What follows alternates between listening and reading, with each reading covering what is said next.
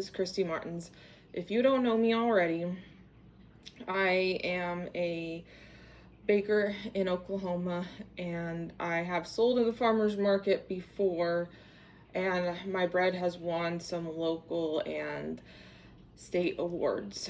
I decided that I wanted to be a local resource for teaching sourdough because as I further as I furthered myself in this hobby, I'm getting to the point where I want to sell less, but I also want to be a resource for people locally so that maybe eventually I'll even do some in-person classes. So in this video, I just kind of wanted to do an introductory video, and I'll probably tell more about myself throughout the other videos, but I want to try to keep my videos under 15 minutes. So we'll see how this one goes. This one may be a little longer just because it's an introductory video, but I'll try to keep it short. If you're watching this and you have questions, I want you to talk to me. I don't want the sourdough process to be overwhelming, so I want to be able to give as much information as possible, and if I need to show how to do things or whatever it is you need to know, because I think sourdough is a very visually learning process. So basically, in this first video, I want to talk about what's the benefits of learning sourdough. It can be inconvenient, but if you make your own sourdough, there are just so many benefits, and to me, it's worth whatever you need to do to either buy it from somebody if you don't have the means to make it yourself, and if you're one of those people, you still may want to be interested to learn, as I'm teaching. Maybe it'll be something you'll have time for down the road, or at least you're learning like the benefits of why sourdough is a good investment for you. I'll get a little tongue-tied if I try to just recite this by memory, but so I'm going to kind of sum up what I've written here.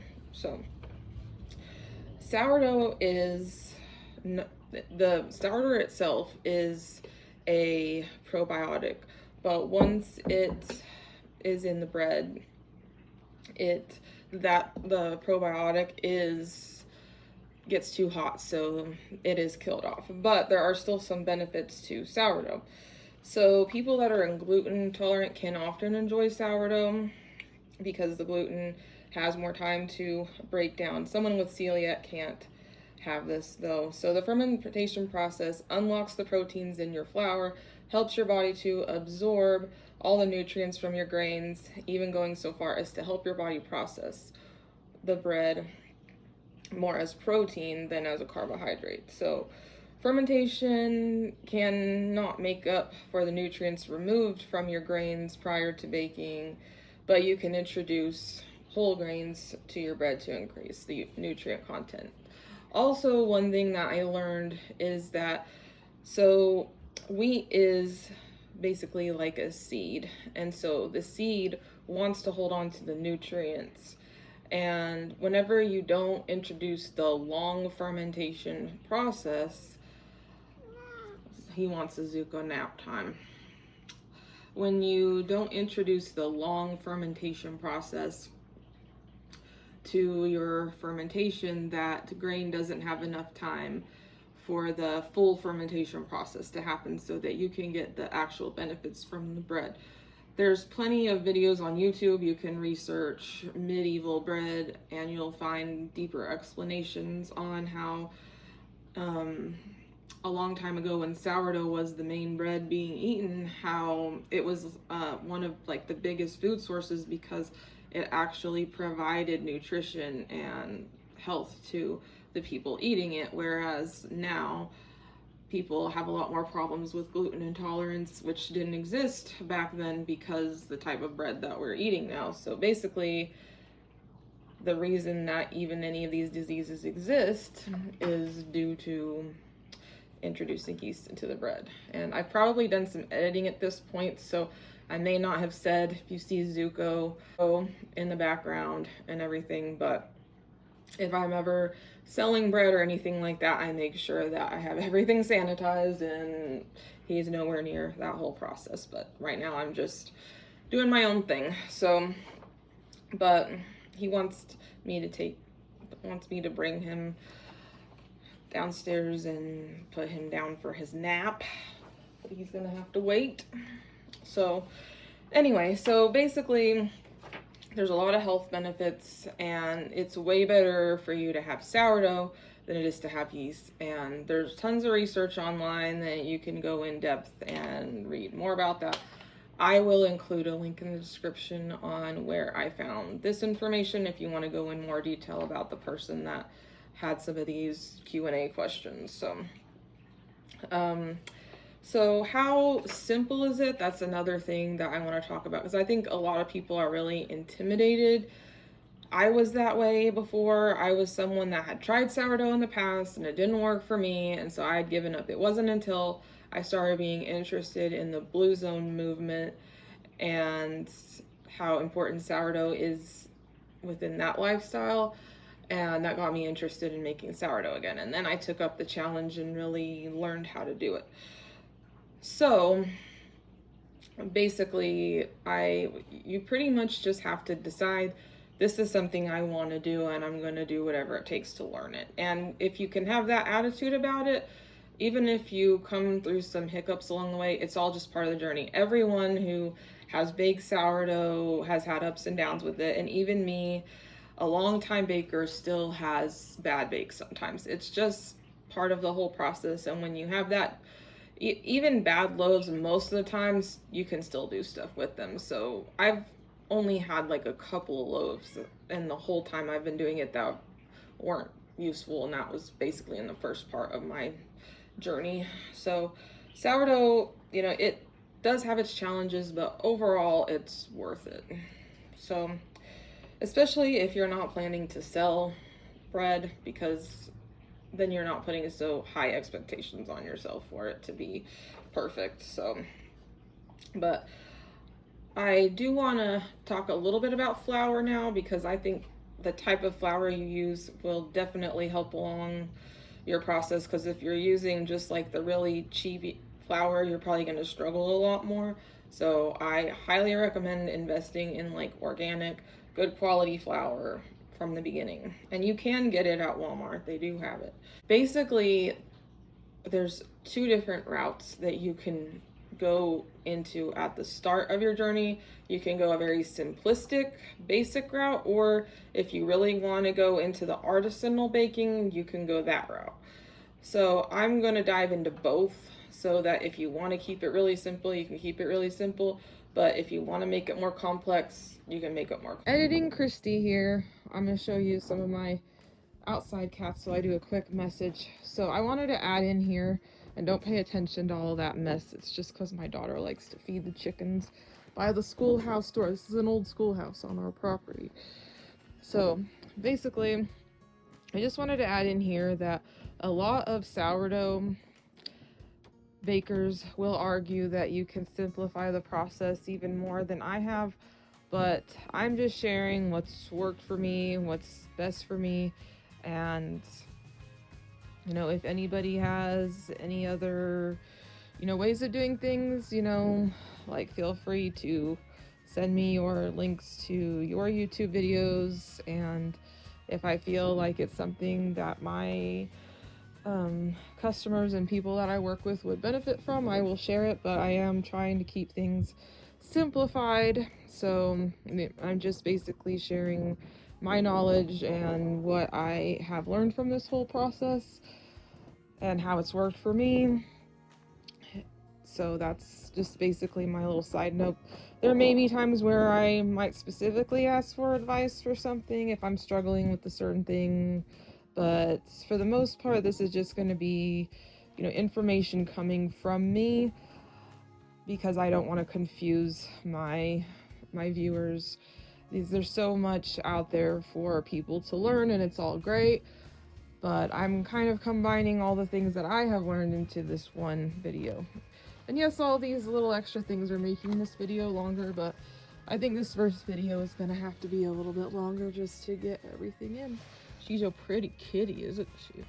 Yeah, she looks a little bit like Zuko. Oh, here comes Tom. He's a bit messy because he likes to roll in the grass and the dirt. But anyway, I just wanted to to add that little message in. Right, kitties? Right, kitties? Yeah, we're cat people around here. These cats live in the schoolhouse. Oh, here's the other one. Here's our other outside kitty. We have 3 of them. So, and they're all fixed because we don't need to have a bunch of kittens everywhere. So, we have Tom, have Luffy, and we have Scamper, who just went in there. She's a little bit more timid, but anyway, that's my little editing Christy video. So I'm gonna go into both of those. So, and I even have a even simpler version, which I'll dive into that more later, which that includes using a bread machine. So we'll go into that at another time. So I'll probably just have a video bread machine, and I'll go into everything about that in one video at some point.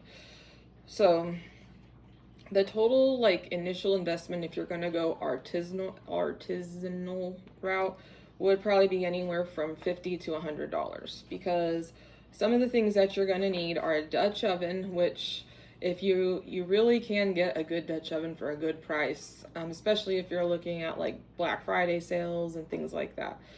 So I've gotten them anywhere from like 30 some to 50 some, and some even go in the hundreds of dollars, but you really don't need to invest in a really expensive Dutch oven. Start with just the cheapest one you can find. Like, it really doesn't matter if it's super expensive. Start with a cheap one, $30, $40 with that.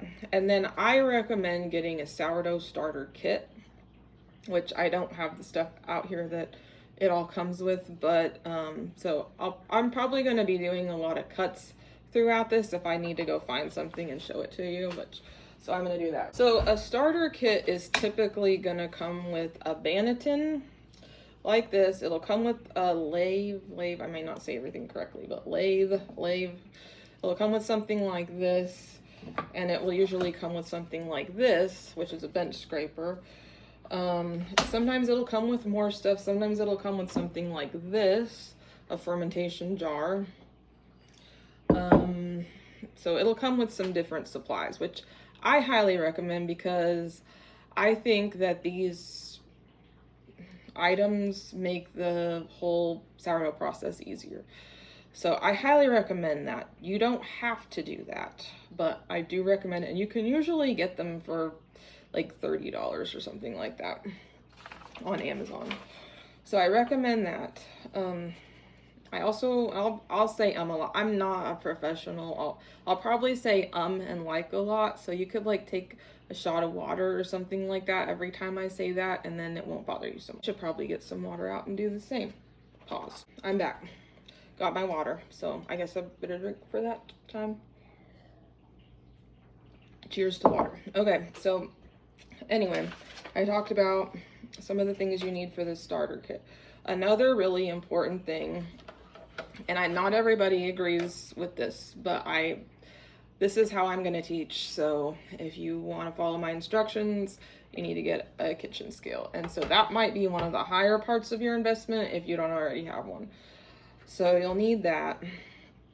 And you'll need an oven thermometer, which I don't have one of those on hand right now, but you'll see it whenever I'm teaching everything.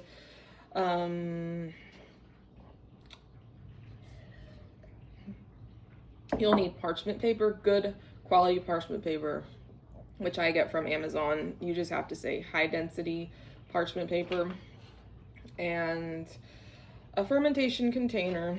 Pause again. This is a bit of an investment if you want to get something like this.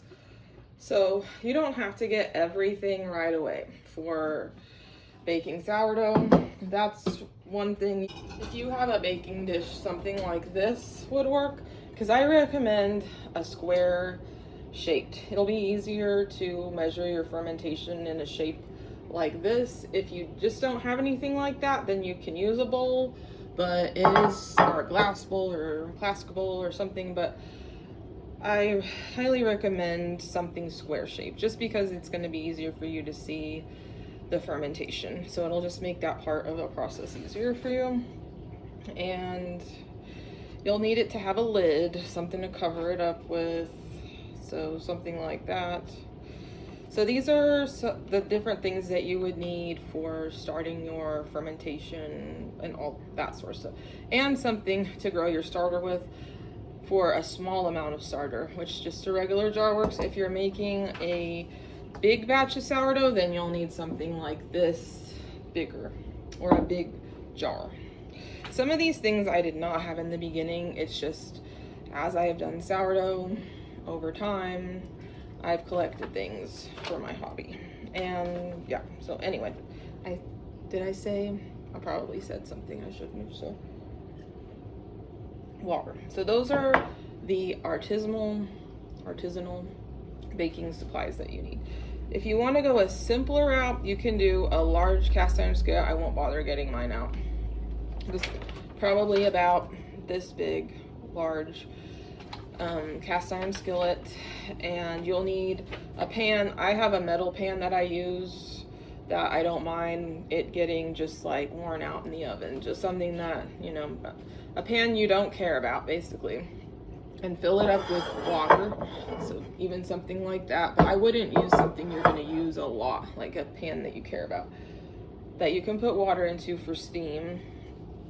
And then you'll need a fermentation container of some sort, whether you want to go all out and get the measuring one or something like I talked about earlier.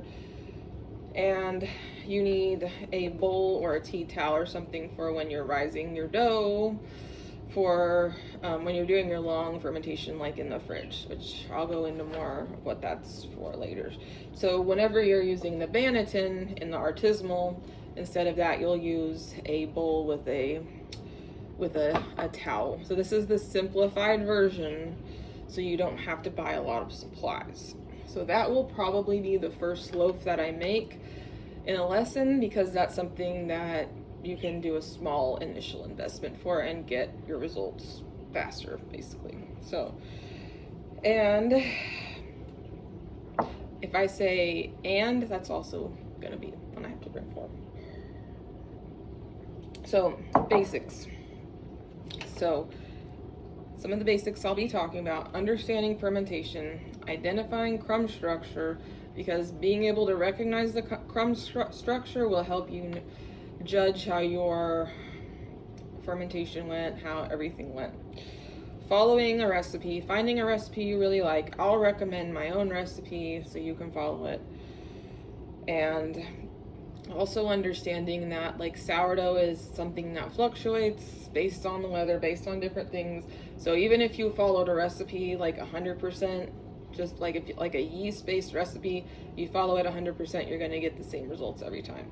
Every loaf of sourdough is different, so you follow that recipe exactly. One day it could be under fermented, one day it could be over fermented, one day it's going to be just right. Very rarely will you ever get perfect fermentation, so you have to basically just learn based on your results. But the good thing is that very rarely will it ever be something that's inedible. So, and the basic processes for making your dough, that's all going to be stuff that we'll go over. And can you bake bread on a busy schedule? Yes, you can. There are schedules that you can follow to get your bread made on a busy schedule. For instance, you can feed your starter before work. When you get home, do all the processes for making your dough, and then cold fermentation in there and baking the next morning or the next day after work, because you can keep your dough in the fridge for quite a while if you do your fermentation correctly. So that is basically what I have in my notes. So if you have any questions or anything like that, you can let me know, and I can go over that in another video. If not, then you can just keep following along. So I wanted to show this loaf of bread as part of the video because this loaf is under fermented, and I wanted to show an example of under fermentation because I never know how my loaves are going to turn out, and I want to show examples to also show you that even as much of an experienced baker as I am. And so there's some things I want to talk about this loaf. So I'm working on a mini sourdough recipe so that I can make basically like crazy flavors and sell them in like small amounts, or make them in small amounts for like bread bowls, or just if people that only want a little bit of bread or things like that. So this bread is really, the benefit of this particular loaf is it's really good for things like soups and chilies and things like that, because it's a really hard, dense bread because of it being under fermented. It doesn't have a lot of spring to it. It's hard. It did have a rise, but they call it basically like a false oven spring or something like that, where it looks like it had oven spring, but it has this bubble right here that shows that when you open it up, it has these big bubbles just here and not here, and it's very dense, almost underbaked in this area right here. So even though, you know, it looks kind of cool and it has these big bubbles, and to some that might, you know, look like, you know, a loaf that has those big bubbles like you want in like sourdough bread, but this is technically an under fermented dense loaf that would not be quality enough for me to sell. So this is something that I would use for, and I did have 2 other mini loaves of this, and I used it for chili, and it was really good with chili. So this one I'm probably planning on making a casserole with it, where I just basically cut it up in pieces and put it in a casserole. So there's always something you can do with a loaf, even if it doesn't turn out good. Over fermented loaves tend to have a smaller crumb, and those are almost better for like spreading, making sandwiches, things like that. So the only time sourdough isn't useful is if it's just like a hard rock, you know, then you basically can't use it for anything. But so I wanted to show that example, and I have this sourdough starter is growing right now. So it's almost to the point of being ready. So basically you can kind of see it, the bubbles and everything like that. So it's almost ready to use. So I wanted to show my starter. So basically, so is another one I should look for. Those are just some things that I wanted to think about today. And if I think of some more health benefits and become a little bit more clear on that, I can do it as well, or give you some links to watch some videos about that or read some articles about it, because it is pretty interesting. And I think that the more that you learn about it, the more maybe the motivation is there to make it a priority to have food like this that's going to be more nourishing and help your other food be more nourishing to you as well, to be able to take in nutrients. Some people are intimidated to introduce like sourdough into their diet because they are trying to stay away from carbs, they're trying not to gain weight. But I have found that if I eat sourdough regularly, it does not cause weight gain with me. I mean, you don't want to overdo it, of course, as with everything, but I think that it helps me take in nutrients better. It helps me digest my food better, and it doesn't contribute to weight gain. I will make pizza crusts with it, and I can eat a whole pizza and I don't gain weight from it, because, you know, it's better quality pizza dough and everything. And I will get into making pizza. I'll get into some of the other things I make as well. So that's it for now. I just want to show a little bit of stuff, do a little introductory. And for anyone that is wanting to start the process, I wanted to give you an idea of what you need. So this is the first video. I'll probably do another video next week. I do sub at the school, so it'll have to be on a day that I don't sub. But this gives you the rest of the week. Or if you want to order from Amazon today, you'll have your stuff by next week. Or if you want to look through your house and see what you have. The next lesson is going to be starter. And so this, I'll probably add in a few more facts and everything like that, but starter is going to be the next thing. And I'm going to start from the very basics. So I have a starter recipe in the Oklahoma Wheat Cookbook, I think is what it's called. Oh, that's from the Oklahoma Wheat Commission. I have a starter recipe in that cookbook. So I will be going based on that recipe in that cookbook, and I will share the link in the description to the cookbook. I should be getting some of the cookbooks in the mail but I do have a starter recipe in there, and I will share the link to that cookbook if you want to follow along with the recipe yourself. And I'm going to be starting, I'll make a whole new starter, and so everything, all the lessons that I'm going to be teaching are going to be from that starter, because I want to show you how a new starter works and how your bread is going to be throughout that whole process. So we're going to go through making a new starter together, and making it at this time of year is going to be interesting because the dry weather, the temperature changes, cold, hot, it's a little bit harder to start it this time of year. So to start the starter process, you need wheat flour. Get some white flour as well, but you will mostly need wheat flour for this. So go ahead and get wheat flour, get a couple of jars, and then starting next week sometime, don't know exactly because it'll depend if I'm subbing or not and when I'll be subbing, but I will give a Facebook reminder before I'm going to do it. But really, I mean, you can start the process anytime you want, but that's just around the time I'm going to be. If you want to follow along with me, next week I'm going to start with starter. So I may have some more facts along the way, but that's basically it for today. So my first video on this, I'm sure it'll be a little bit, off as far as professionalism, but I'm going to try to get better at that as I go, or I'll be drinking a lot of water. And yeah, so we'll see how it goes. I'm going to try to keep my videos under 15 minutes, and Zuko is calling for me, so he probably wants a Zuko nap time. So anyway, that's it for now, and happy baking. In case you're wondering about Zuko and his Zuko nap time, well, his Zuko nap time has to be in Sydney's bed while she's gone to school. So I have to come down with him here every afternoon and cuddle with him while he grooms himself and cuddles with me.